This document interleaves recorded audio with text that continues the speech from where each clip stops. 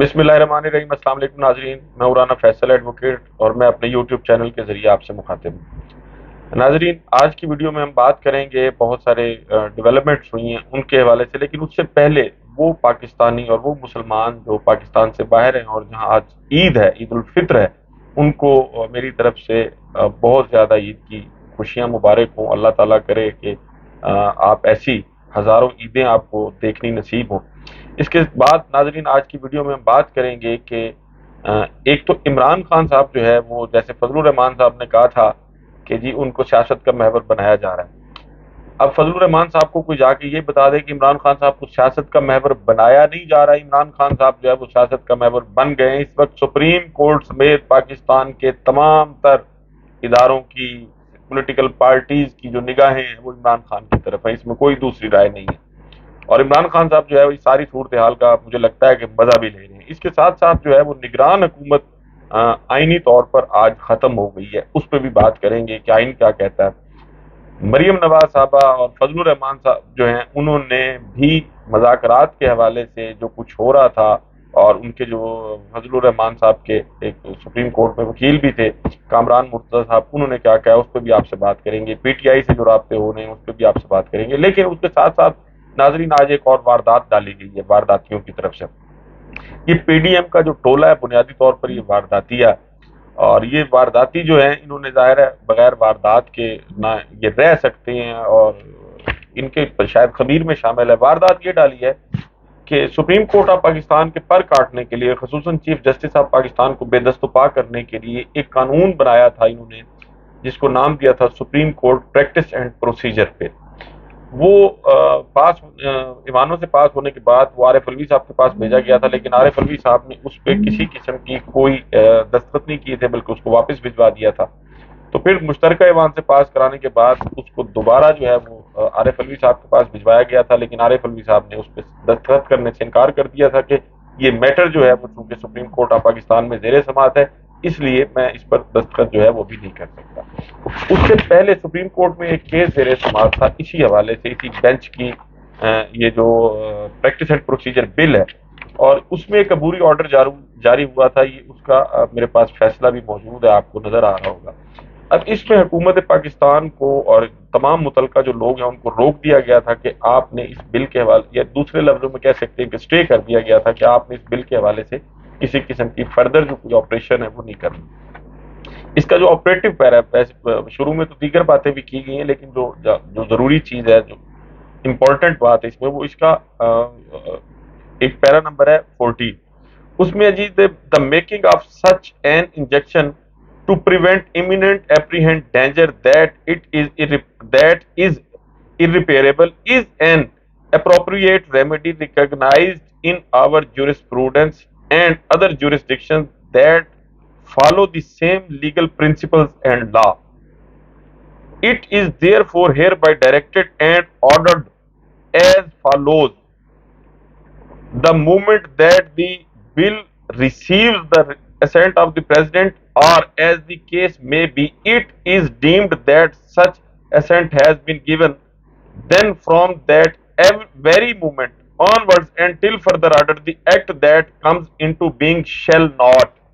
अब ये बड़े वाज़ेह अल्फाज हैं, लेकिन शायद पाकिस्तान मुस्लिम लीग नून के वो लोग जो इन सारी चीज़ों को देखते हैं, पता नहीं उनकी अंग्रेजी कमज़ोर है, उनको समझ नहीं आती।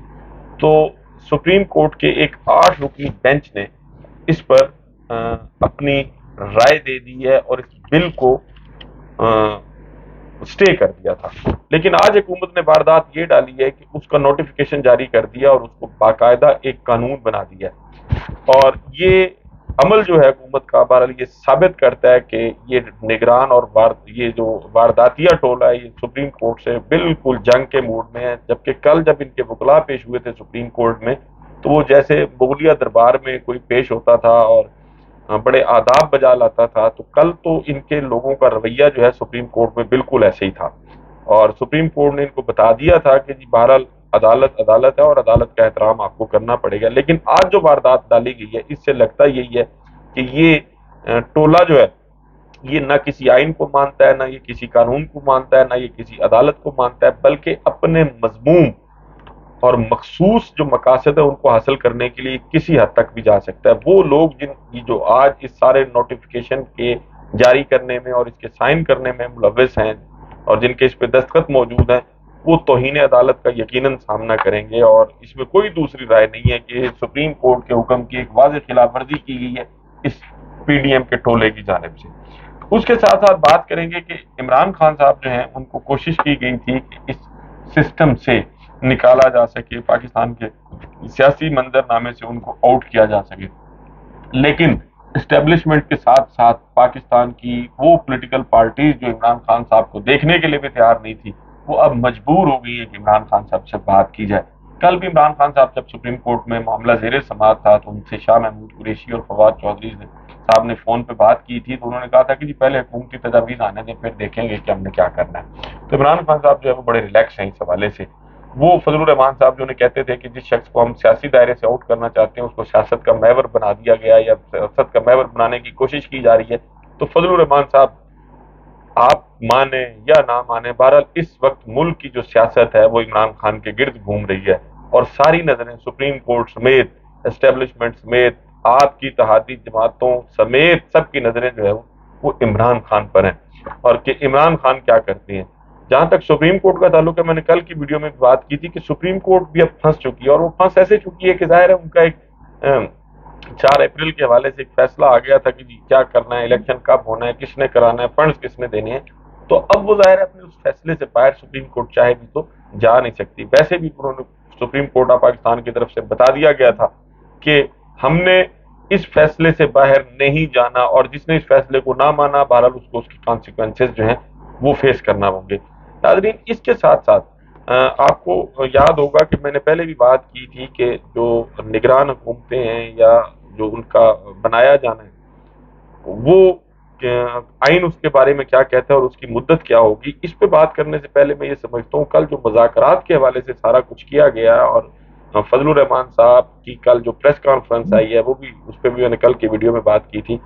مریم نواز صاحبہ نے بھی ایک ٹویٹ کیا، اور ان کے ٹویٹ سے آپ اندازہ لگا سکتے ہیں کہ سارے معاملات میں پاکستان مسلم لیگ نون یا مریم نواز صاحبہ جو ہیں ان کی سنجیدگی کس حد تک ہے۔ یہ ابھی اس کو 24 گھنٹے اس ٹویٹ کو نہیں ہوئے، مریم نواز صاحبہ نے لکھا ہے اپنے ٹویٹ میں کہ مذاکرات یا بات چیت سیاسی جماعتوں سے ہوتی ہے، دہشت گردوں اور فتنہ پھیلانے والوں سے نہیں، یہ بات یاد رکھیں۔ اب یعنی عمران خان صاحب جو ہے ان کو وہ سیاستدان یا ان کی پارٹی کو سیاسی پارٹی ماننے کے لیے تیار ہی نہیں ہے، اور ان کے لیے لفظ بھی وہ دہشت گردوں کا استعمال کر رہی ہے، جبکہ دہشت گردی جو ہے وہ بہرحال پاکستان مسلم لیگ نون کے اگر ماضی کے ادوار دیکھے جائیں اور اب موجودہ دیکھا جائے تو یہ دہشت گردی کی وارداتیں جو ہیں وہ بہرحال پاکستان مسلم لیگ نون کے کھاتے میں یقیناً ہیں۔ ماڈل ٹاؤن میں کیا ہوا، 14 لوگوں کو گولیاں ماری گئیں دن دہاڑے، میڈیا دکھاتا رہا، وہ بھی بہت زیادہ پرانی بات نہیں ہے۔ سپریم کورٹ پر حملہ کرنا یہ بھی دہشت گردی ہے، یہ بھی بہت زیادہ پرانی بات نہیں ہے۔ اسلام آباد میں پاکستان تحریک انصاف کے لوگوں کے ساتھ جو کچھ کیا گیا، جس طرح لوگوں کو اٹھایا گیا، کیا یہ دہشت گردی سے کم ہے؟ میڈیا کے لوگ وہ جو عمران خان صاحب کو سپورٹ کر رہے ہیں ان کے خلاف کیسز بنانا، ان کی ویڈیوز بنانا اور ان پہ تشدد کرنا، ان کے ساتھ غیر انسانی سلوک کرنا، یہ ساری چیزیں جو ہیں یہ ثابت کرتی ہیں کہ پاکستان مسلم لیگ نون جو ہے وہ اپنے سیاسی مخالفین کے لیے کوئی نرم گوشہ نہیں رکھتی، بلکہ اپنے سیاسی مخالفین کے ساتھ پاکستان مسلم لیگ نون کے لوگوں کا جو رویہ ہے وہ بہرحال دہشت گردوں سے کم نہیں ہے۔ اچھا، اس کے بعد اب بات کرتے ہیں کہ جو نگران حکومتیں ہیں، نگران حکومتوں کے حوالے سے پاکستان کا جو آئین ہے وہ بڑا واضح ہے۔ ایک تو آئین کا آرٹیکل جو ہے وہ 218 ہے۔ 218 یہ کہتا ہے کہ الیکشن کمیشن کیا ہے، اس کا جو ریلیونٹ جو اس کا کلاز ہے وہ ہے 3۔ الیکشن کمیشن کا یہ فرض ہوگا کہ وہ انتخابات کا انتظام کرے، انہیں منعقد کرائے اور ایسے انتظامات کرے جو اس امر کے اطمینان کے لیے ضروری ہوں کہ انتخابات ایمانداری، حق، انصاف کے ساتھ اور قانون کے مطابق منعقد ہوں گے اور بدعنوانیوں کا سدباب ہو سکے گا۔ اب یہ پاکستان کے آئین کا آرٹیکل 218 الیکشن کمیشن کو پابند بناتا ہے۔ کیا الیکشن کمیشن آئین میں دی گئی اس ہدایت کے مطابق الیکشن کرانے میں کامیاب ہوا ہے، یا الیکشن کمیشن آف پاکستان نے اس کی وائلیشن کی ہے، اس کی خلاف ورزی کی ہے؟ جواب یقیناً یہی ہے کہ الیکشن کمیشن آف پاکستان اپنی 218 آرٹیکل کے تحت دی گئی ڈیوٹی پرفارم کرنے میں ناکام رہا ہے، الیکشن کرانا تو دور کی بات، یہ الیکشن سے بھاگ رہے ہیں۔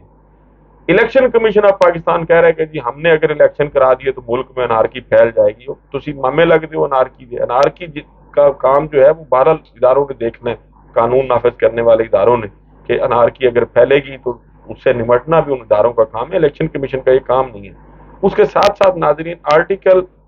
ایک تو یہ 218 بتایا، دوسرا آرٹیکل ہے 224 224 کہ انتخابات اور ضمنی انتخابات کا وقت کیا ہوگا اور پھر آگے کیسے ہوگا۔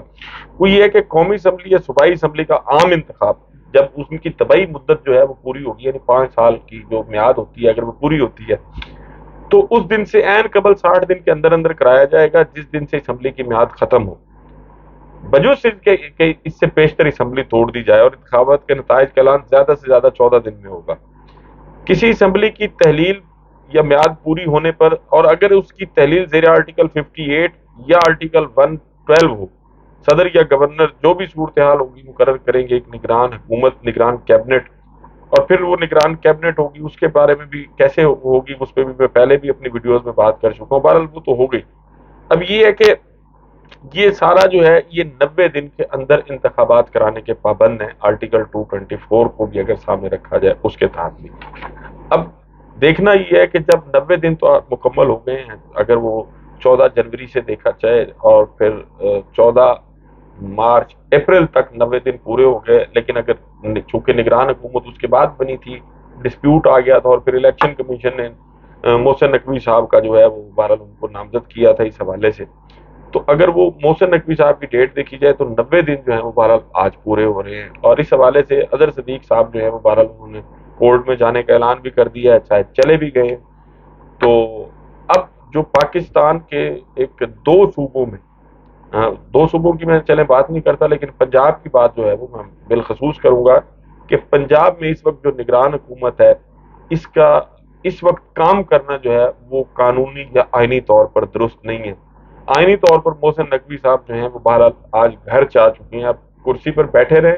یا چھوڑ کے چلے جائیں یہ ایک علیحدہ بحث ہے، لیکن آئینی طور پر جو ہے وہ ان کی مدت آج پوری ہو گئی ہے، اور وہ ان کا اب کسی قسم کا بھی کوئی بھی کام، ان کے سگنیچر یا یہ جو نگران کیبنٹ ہے اس کا کوئی بھی نوٹیفیکیشن کرتے ہیں، کوئی سمری کرتے ہیں، کچھ بھی کرتے ہیں، ان کا ہر کام جو ہے وہ غیر آئینی اور غیر قانونی ہوگا۔ ناظرین، اب چونکہ یہ سپریم کورٹ میں پنجاب کے اور خصوصاً ایک دن انتخابات کرانے کے حوالے سے جو پروسیڈنگ ہے، وہ کل بھی ویڈیو میں بھی میں نے کہا تھا کہ مجھے لگتا ہے کہ وہ عید کے بعد جاری ہے پروسیڈنگ، اور ہوا بھی ویسے ہی کہ کل جو ہے وہ بہرحال اس کو آگے کر دیا گیا۔ اب اس پہ ہوگا کیا اس کے لیے تو بہرحال انتظار کرنا پڑے گا سب، لیکن لگتا یہی ہے کہ مریم نواز صاحبہ جو ہے، اور اگر فضل الرحمان صاحب کا دیکھا جائے تو فضل الرحمان صاحب کو بھی یہ خبر بھی ہے کہ پاکستان مسلم لیگ نون میں سے کچھ لوگ ہیں جنہوں نے کہہ نہیں کہ جی آپ اپنے موقف سے آپ کو پیچھے ہٹنے کی ضرورت نہیں ہے، اور فضل الرحمان صاحب جو ہے وہ بہرحال ڈٹے ہوئے ہیں، اور ان کے جو جمعیت علماء اسلام کے وکیل ہیں کامران مرتضیٰ صاحب، انہوں نے بھی ایک ٹی وی پروگرام میں بیٹھ کے یہ بڑے صاف الفاظ میں کہا کہ جو کچھ ہو رہا ہے سپریم کورٹ میں، ہم اس پروسیس کا نہ حصہ ہیں اور نہ ہم اس کو مانتے ہیں۔ ہاں اگر ہمارے اتحادی اس پہ کوئی فیصلہ کر لیتے ہیں تو پھر ہم دیکھیں گے کہ ہمیں اس فیصلے کو ماننا ہے یا نہیں ماننا۔ تو اس حوالے سے بڑا کیٹاگریکلی انہوں نے کل کہہ دیا کہ جی ہم بہرحال اس سارے پروسیس کا حصہ نہیں ہیں۔ تو سپریم کورٹ آف پاکستان پر بھی اب ایک سوالیہ نشان بھی ہے، اور ان کی میں یہ سمجھتا ہوں کہ امتحان بھی آ گیا ہے کہ اب سپریم کورٹ جو ہے وہ اپنے فیصلے پر عمل درآمد کراتی ہے یا نہیں، اس کے لیے انتظار کرنا ہوگا۔ ناظرین، اپنا اور ارد گرد کے لوگوں کا بہت خیال رکھیے گا۔ اللہ حافظ۔